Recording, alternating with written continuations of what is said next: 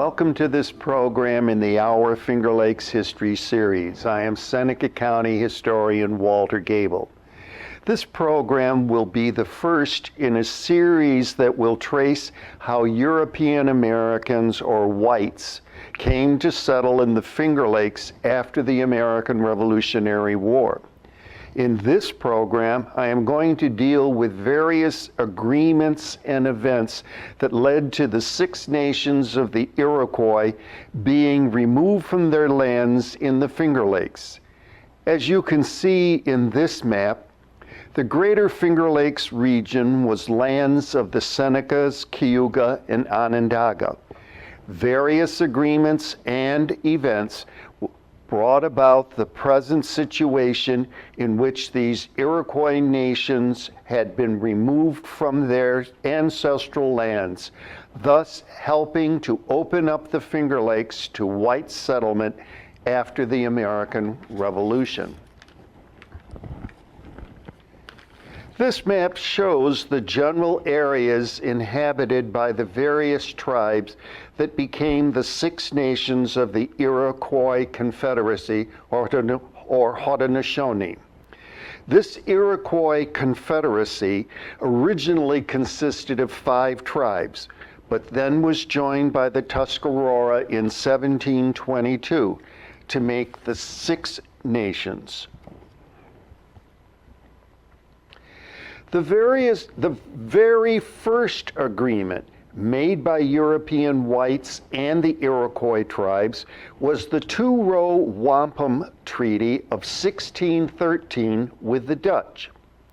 The Haudenosaunee recorded the Treaty of Friendship and Peace by making the Two-Row Wampum Belt shown.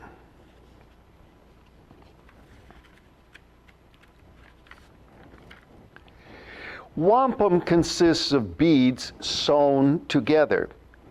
This wampum belt has 2 rows of colored beads, 2 dark rows of beads to show the 2 governments, Haudenosaunee and the Dutch, are separate but equal.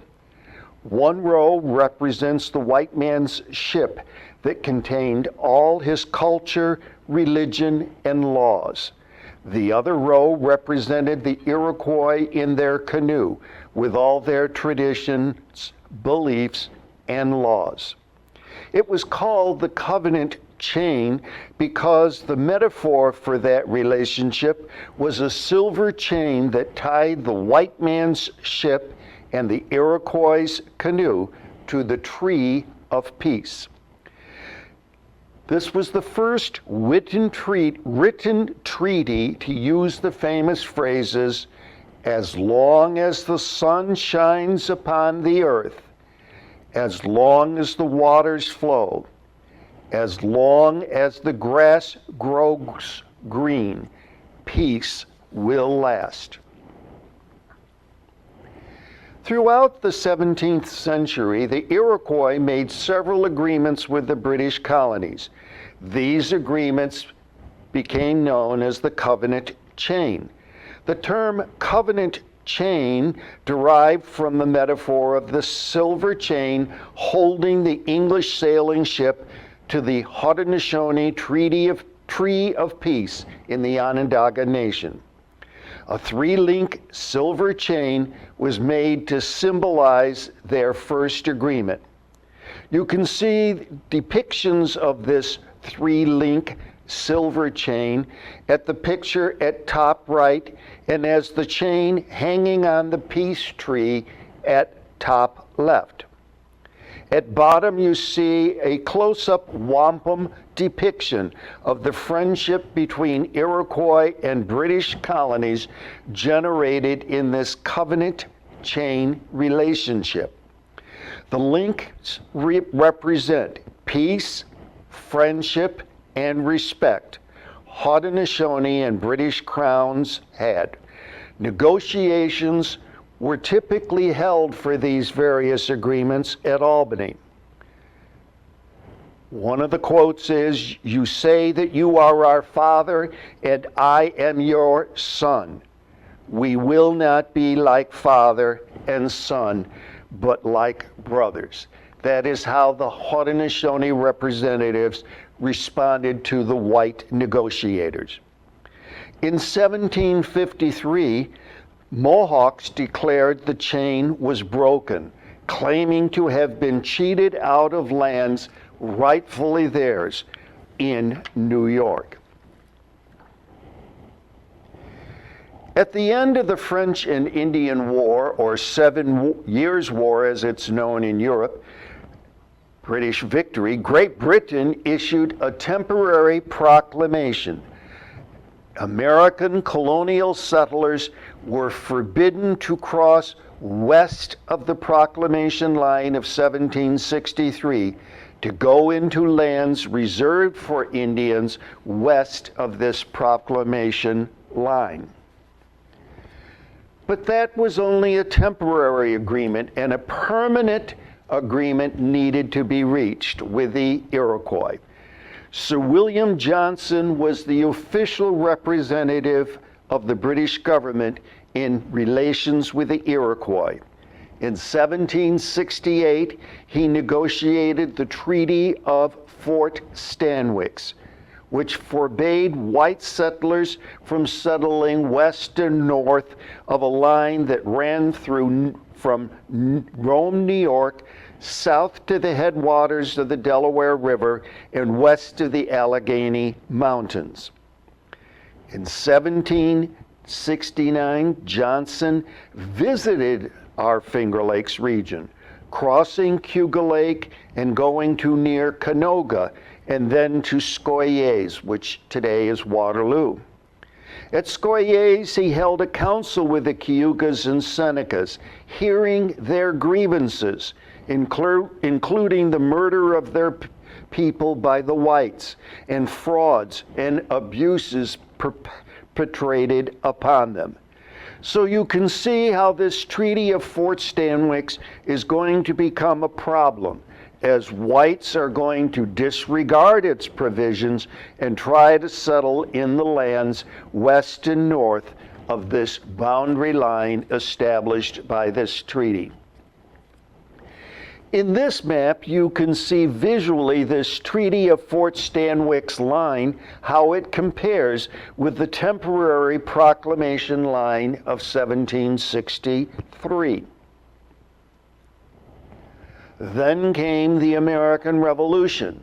In the Treaty of Paris of 1783, ending this war, Great Britain gave basically all its British lands east of the Mississippi River to the United States.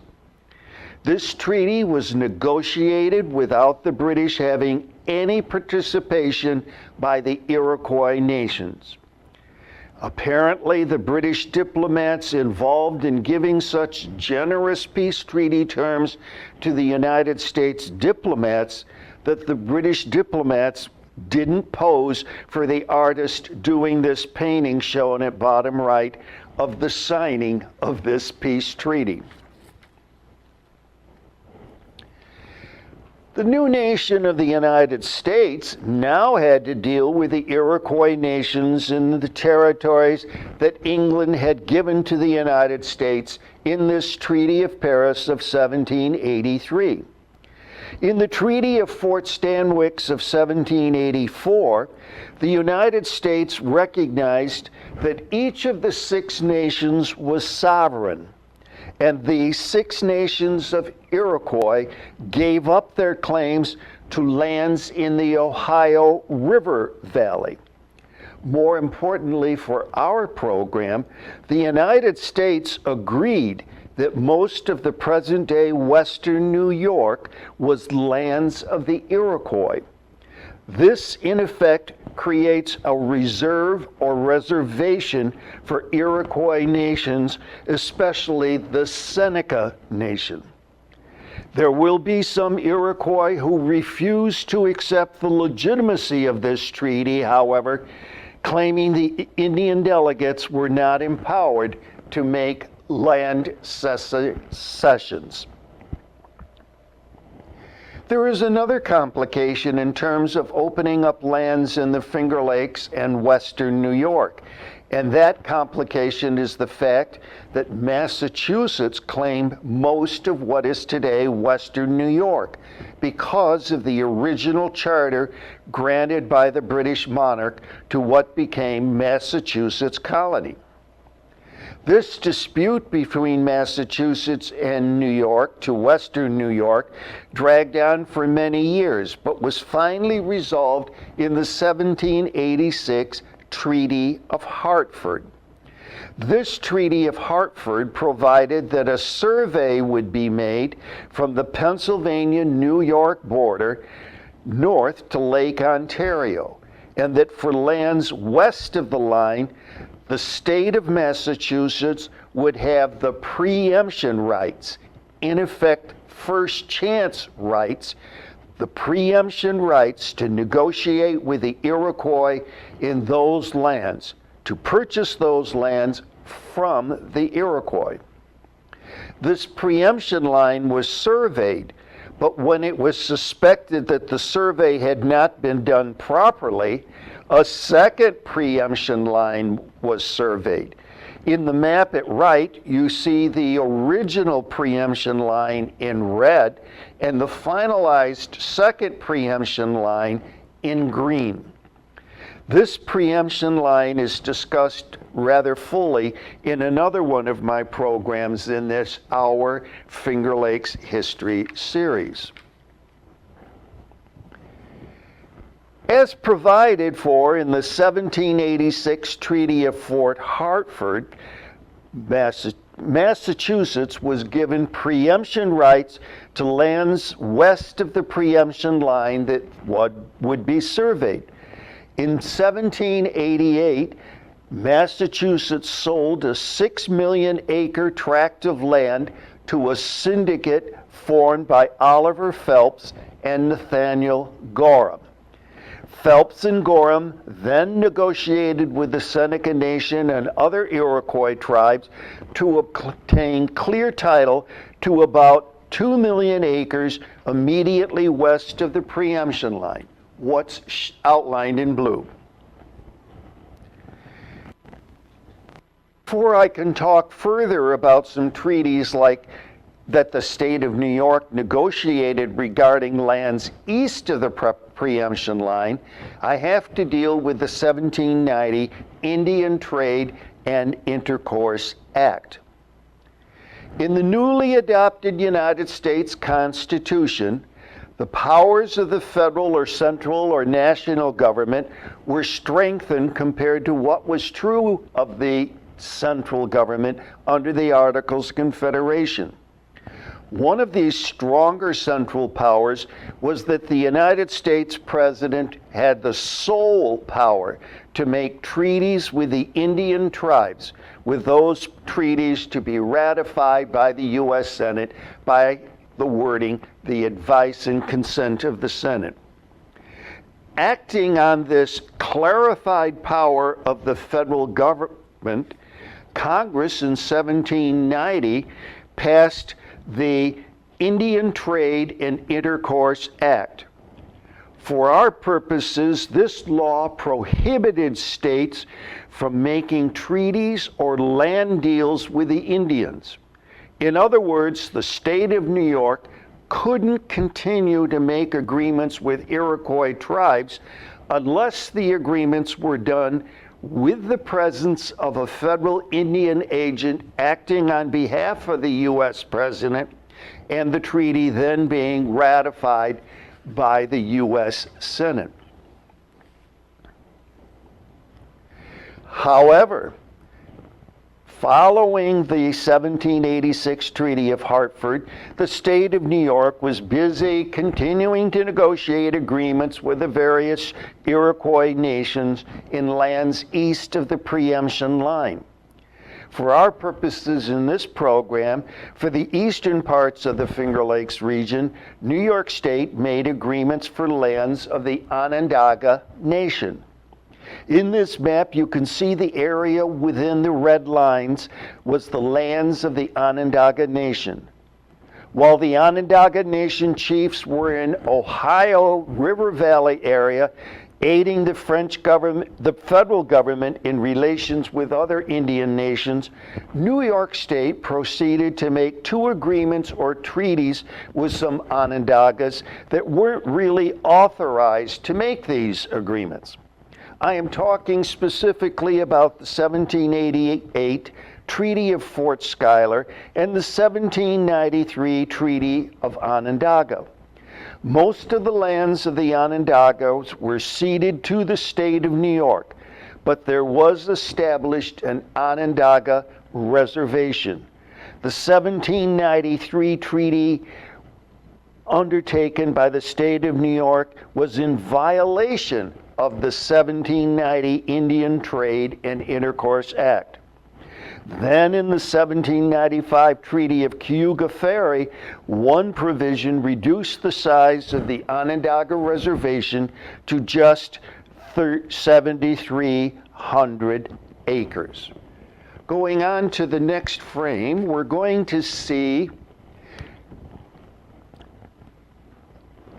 this picture. For the lands east of the preemption line, all of the lands east of the preemption line extending to east of present-day Syracuse, the state of New York planned to survey and create lands for a new military tract. The lands of this new military tract would then be given as land grants to New York veterans of the American Revolution. However, before this new military tract could be surveyed, the state of New York had to conclude a series of treaties, agreements with the various Iroquois nations in these lands, not just the Onondagas. As you see here, the state of New York engaged in a series of treaty agreements to secure these lands, except for the reservations established for the Onondaga and the Cayuga. The reservation for the Cayuga is established by the 1789 Treaty of Albany. You will note on this map that these 2 reservations for the Cayuga and the Onondaga are shown in that cream yellow. Then, having negotiated these treaties, the state of New York had these lands surveyed into townships, which were then divided into smaller lots so the land could be given as the new military tract.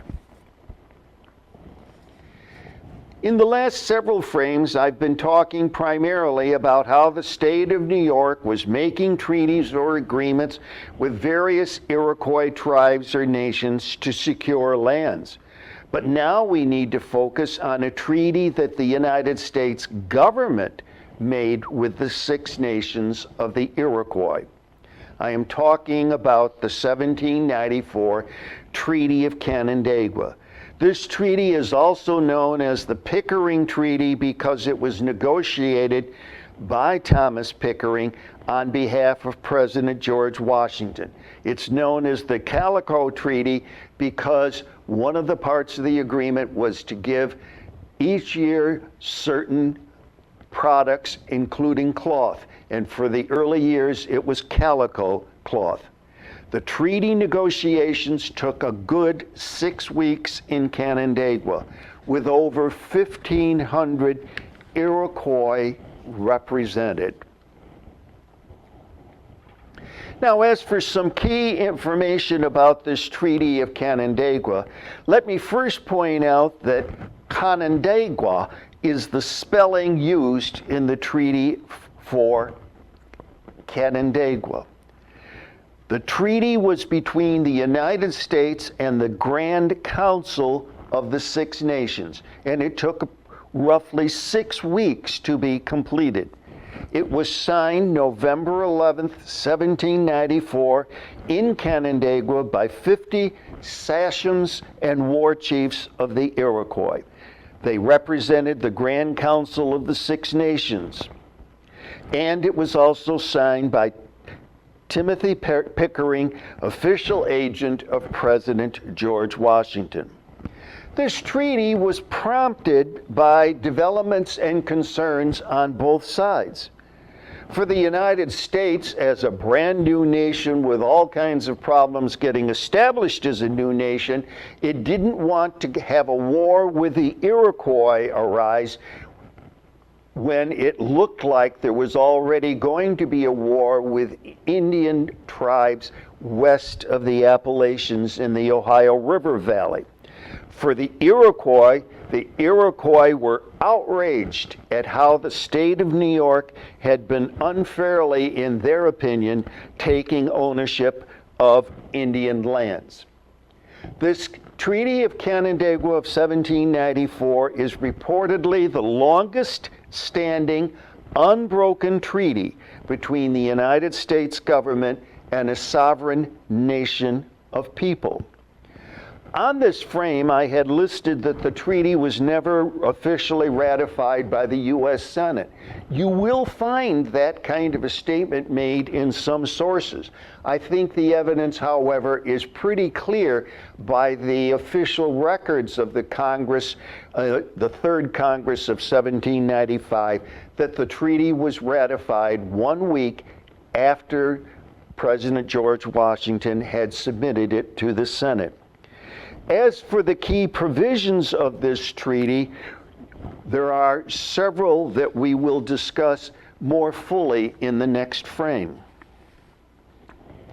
In this frame, you are going to see some of the key terms. A most important one is the very first thing in Article 1. It affirmed a lasting peace and friendship between the 6 nations of the Iroquois Confederacy and the United States. This was a very important beginning to the representatives of the Iroquois nations. The Treaty of Canandaigua reaffirmed that Haudenosaunee and the United States are separate sovereign nations.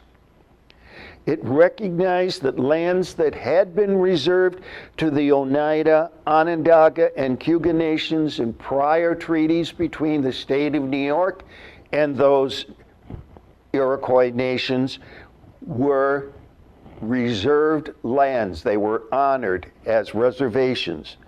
The Senecas are going to get back some very important land in western New York. That was very important to the Senecas. In addition, the United States agreed to make almost immediately a one-time payment of $10,000 worth of goods, and that each year thereafter, an annual payment would continue to be made to the Iroquois, but the total amount was now increased to $4,500 worth of goods. And as I say, initially, most of the goods were in the form of cloth, and the Iroquois wanted it as calico cloth because they liked the pattern. And finally, the last article of the treaty provided that if there were going to be problems, and they considered it almost inevitable, of intrusions of Iroquois on white lands and intrusions of whites on Iroquois land, that there was a procedure spelled out to resolve these conflicting problems. Going on, here we see an actual visual of the Treaty of Canandaigua document. It consisted of 3 pieces of animal skins sewn together. The 50 Iroquois who signed the agreement did so by placing an X mark next to their written name. President George Washington later signed his name to the agreement by putting his signature on a piece of paper that then was sewn onto the bottom of the document. The treaty was presented to the United States Senate and was ratified. A painting shown here was done of the signing of the Treaty of Canandaigua. You can see the courthouse building in the background. Created for this treaty was what became known as the George Washington Belt, or the Great Chain Belt, or the Canandaigua Treaty Belt. This belt is the friendship belt created in wampum from the Canandaigua Treaty of November 11th, 1794. For the last many years, here we see the boulder that has been on display to commemorate the spot where the signing took place. For many years, each November 11th, there has been an annual celebration by the Haudenosaunee remembrance ceremony of the signing of the 1794 Treaty of Canandaigua. There is one more important agreement that I need to cover, and that is to provide some more information about the 1795 Treaty of Cayuga Ferry. The Cayuga Ferry Treaty of 1795 was the means by which the state of New York acquired from some Cayuga Nation members the overwhelming bulk of the Cayuga Reservation, so that these lands could be surveyed and then sold to white settlers, building upon the so-called new military tract. Like some of the previous agreements between the state of New York and Iroquois tribes that I have discussed previously in this program, the state of New York negotiated this Treaty of Cayuga Ferry in clear violation of the terms of the 1790 Indian Trade and Intercourse Act. These lands of the former Cayuga Reservation were then surveyed by the state of New York and sold to white settlers. Building upon the Treaty of Cayuga Ferry of 1795, in 1807, there was another agreement in which the state of New York took over ownership of the remaining 3,200s of the Cayuga left after the 1795 Treaty of Cayuga Ferry. The Cayuga Nation considered the Cayuga Ferry Treaty of 1795 and the 1807 agreement to be illegal and became the basis of the 1980 Cayuga Indian land claim that the Cayuga Nation filed in the federal court system.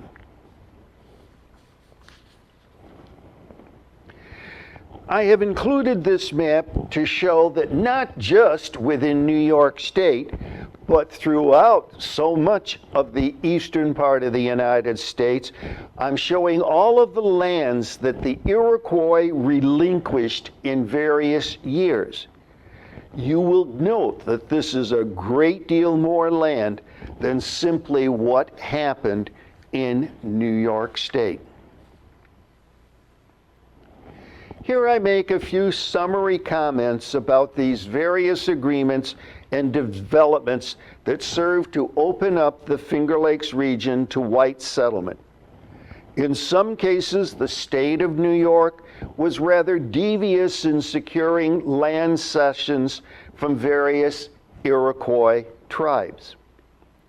In a subsequent program in this Our Finger Lakes History series, I will discuss the actual early white settlers who came into the Finger Lakes.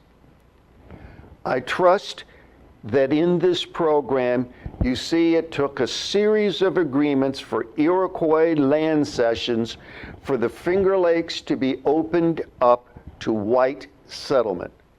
This is a very important piece of our Finger Lakes history.